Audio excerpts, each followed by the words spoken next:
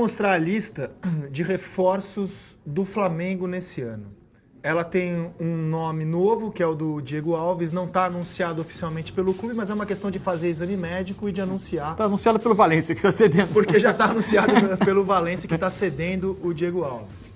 Então o Flamengo, nesse ano, já trouxe, além do goleiro Rodolfo, zagueiro, o lateral René, que é o único que foi contratado dentro do futebol brasileiro, os demais vieram de fora. O Trauco, o Rômulo, o Conca, o Everton Ribeiro, o Berril e o Geovânio. O Conca, para mim, nem é um reforço, porque ele foi uma experiência. Exato. Para ver se ele iria se recuperar ou não. Não se montou elenco contando com ele. Exato. Isso é importante separar. Só que também o Flamengo assume o risco de ser considerado reforço pelo currículo e a imagem do Conca. E quando o resultado não vem, também assume o risco de a cobrança. Cadê o Conca? Põe o Conca para jogar. Assumiu esse risco. Porque se desse certo, o Flamengo faria uma propaganda da sua estrutura para recuperar jogador. Até agora, e não estou culpando o Flamengo por isso não, então, as condições do Conca não são favoráveis a ele ser aproveitado como jogador de alto nível. O Diego Alves, que tem 32 anos, é um jogador que atuou mais fora do que no futebol brasileiro. E o Globoesporte.com trouxe algumas informações que talvez você não conheça sobre o novo reforço rubro-negro. Põe na tela, diretor. Ele tem, por exemplo, aproveitamento de cobranças de pênalti de 51%. Mais da metade dos pênaltis batidos nele, ele defendeu. É uma monstruosidade, né? São 25 defesas, uma na trave, em 53 cobranças contra ele na Europa. Ele defendeu 3 de 4 pênaltis batidos pelo Cristiano Ronaldo. Ele tem 22 defesas em 49 pênaltis, que é um recorde no Campeonato Espanhol. Em uma edição do Campeonato Espanhol. Ele nasceu no Rio de Janeiro, foi morar em Ribeirão Preto e era pela seleção. Ele tem 10 jogos, 21 convocações. Nunca perdeu. Olha só, ele era um goleiro gordinho quando criança. As fotos mostram que ele era um goleiro um tanto gordinho. Atuou na base do Botafogo de Ribeirão Preto. Olha lá. A matéria, inclusive, conta que a luta dele para ele precisou perder muito peso.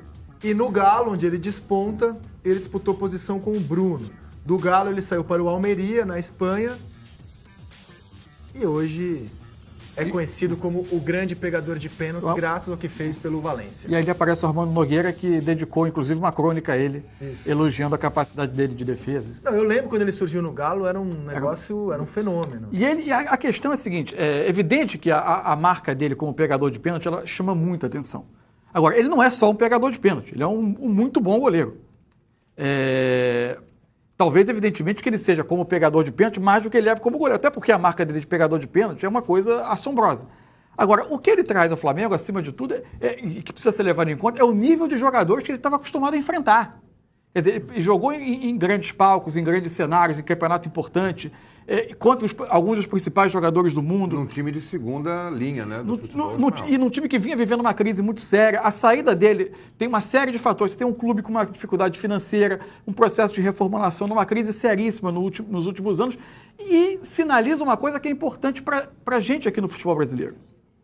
Na medida em que você conseguir fortalecer o campeonato, melhorar as condições em que o Campeonato Brasileiro é jogado, o calendário e até a comercialização desse campeonato, tornando a capacidade de investimento dos clubes maior, você vai ter cada vez mais casos como o do Diego Alves. Você talvez não vá competir, e não vai competir na realidade do mundo atual, pelo jogador de ponta, pelo Neymar, pelo Gabriel Jesus, por esse tipo de jogador. Mas você vai ter uma demanda de jogadores que competem por lugares, por vezes, de reservas imediatas ou de complemento de grupos de seleção brasileira, querendo o Campeonato Brasileiro como uma possibilidade de ficar perto da seleção.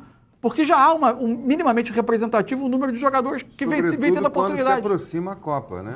A hora da convocação definitiva, né? O quanto é importante, bem pro exato. Mostra o quanto é importante tratar bem o Campeonato Brasileiro, o principal produto do país, como ele pode ser uma porta de atração também de jogadores. Nitidamente o Diego Alves fez a opção pelo Flamengo, também por estar próximo da seleção. O outro Diego também, né? Sim. O Diego, camisa 10, quer dizer, deveria ser o camisa 10 do Flamengo.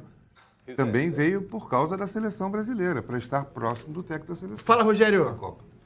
Não, e acrescentando também sobre o Diego Alves, né, já que ele passou aqui pelo futebol mineiro, ele veio de Ribeirão Preto quando ele chegou para o Atlético, com toda essa história, né, de que foi um menino gordinho, goleiro gordinho, e ele sempre foi muito simpático com a imprensa, sempre atendeu bem a imprensa. Quando ele teve a chance na equipe principal do Atlético, o Atlético tinha na época 3 goleiros, era o Danley, o Diego e o Bruno era o terceiro goleiro. Quando ele teve a chance, ele acabou falhando, e ele acabou cometendo uma falha, se eu não me engano, foi em 2005 contra o Santa Cruz, que parecia que aquela falha do menino que vem da base e falhou e não vai ter outra chance. Mas não, ele acabou se recuperando depois no Atlético, foi um dos destaques do Atlético na Série B, quando o Atlético disputou a Série B, foi um dos principais jogadores do Atlético naquela conquista, e daí seguiu a carreira dele. Então teve um momento em que a carreira dele parecia ali numa encruzilhada, ele acabou retomando o caminho certo e acabou brilhando fora do país.